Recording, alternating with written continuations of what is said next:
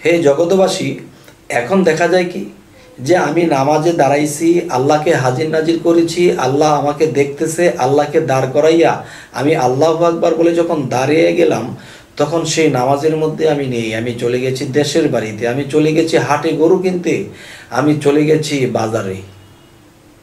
তখন কি হলো? আমি আল্লাহকে আমার সামনে দাঁড় করিয়ে আমি বাজার করতে গেছি, আমার স্ত্রীর সাথে কথা বলছি, আমি হাটে গরু কিনেছি। এত কিছু করার পরে যখন দেখতেছি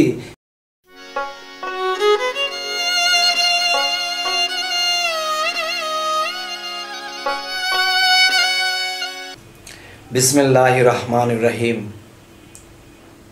হে জগতের সমস্ত সৃষ্টিকে সাক্ষী রেখে, সমস্ত সৃষ্টিকে আল্লাহর সমস্ত সৃষ্টির প্রতি সম্মান রেখে আমি আজ আপনাদের সামনে একটি আলোচনা নিয়ে আসলাম। সে আলোচনাটি হলো যে শরীয়তের ভাষায় বলে থাকে যে নামাজ বেহেশতের চাবি। আর নামাজ বেহেশতের চাবি বলে এটাই কিন্তু শরীয়তের মধ্যে খুবই বড় দাবি যে আমরা নামাজ পড়ব, সেই নামাজ হবে বেহেশতের চাবি। আর এই কথার উপরে দাবি রেখে আমরা নামাজ কায়েম করতেছি। তবে হে জগতবাসী, যে আজকের যে কথাটি হলো যে নামাজ উঠবস করলেই নামাজ হয় না। তবে কি নামাজের মধ্যে আল্লাহর দিদার হতে হবে, আল্লাহর মেরাজ হতে হবে। যেই দিন আমি আল্লাহকে মেরাজ হবে আমার নামাজের মাধ্যমে, তো 2 কোটি বৎসর নামাজ পড়লেও সেই নামাজের সমান হবে না যেই নামাজে আল্লাহর মেরাজ হবে। আজকের যে আলোচনাটি, সে আলোচনাটি এটাই করব যে দেখেন যে একদল আছে নামাজের মধ্যে ডুবে যায়, কাঁদতে কাঁদতে কাঁদতে কাঁদতে বেহুশ হয়ে যায়, দুনিয়ার কোনো কিছুর খেয়াল নেই। তাহলে এক প্রকার যে আল্লাহর প্রেমে ডুবতে পারছে, ডোবার পরে তার চোখে পানি আসছে, তখন দুনিয়ার কোনো খেয়াল নাই। এই নামাজটা খুব উত্তম। আচ্ছা, আরও একটি বিষয় হলো যে সমাজে অনেক মানুষ দেখে যে আমি নামাজ না পড়লে উনি খারাপ বলবে, সমাজের লোকে আমাকে খারাপ বলবে, মসজিদের কমিটিরা আমাকে খারাপ বলবে, এই জন্য আমি নামাজ পড়তে গেছি। তাহলে এই নামাজটা কি?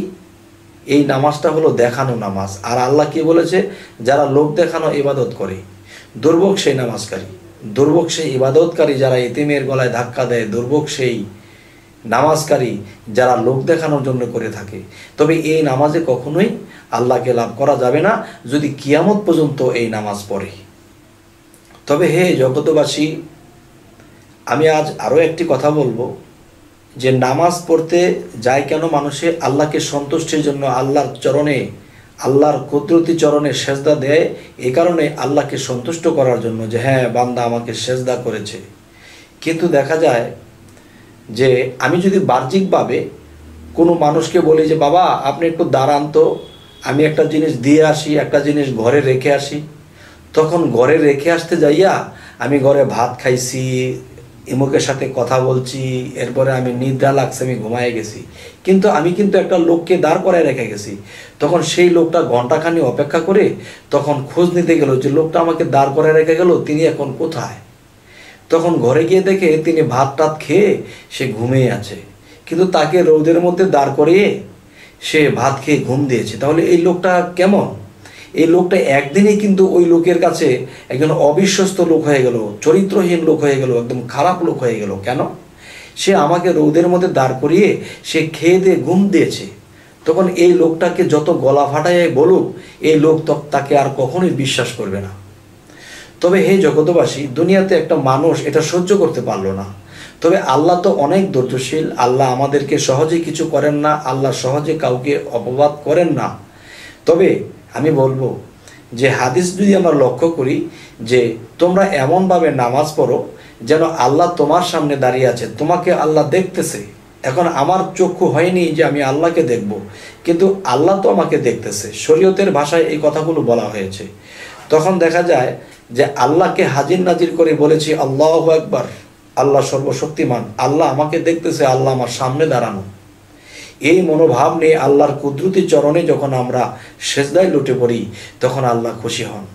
তো এখন দেখা যায় হে জগতবাসী, এখন দেখা যায় কি যে আমি নামাজে দাঁড়াইছি, আল্লাহকে হাজির নাজির করেছি, আল্লাহ আমাকে দেখতেছে, আল্লাহকে দাঁড় করাইয়া আমি আল্লাহু আকবার বলে যখন দাঁড়িয়ে গেলাম, তখন সেই নামাজের মধ্যে আমি নেই। আমি চলে গেছি দেশের বাড়িতে, আমি চলে গেছি হাটে গরু কিনতে, আমি চলে গেছি বাজারে।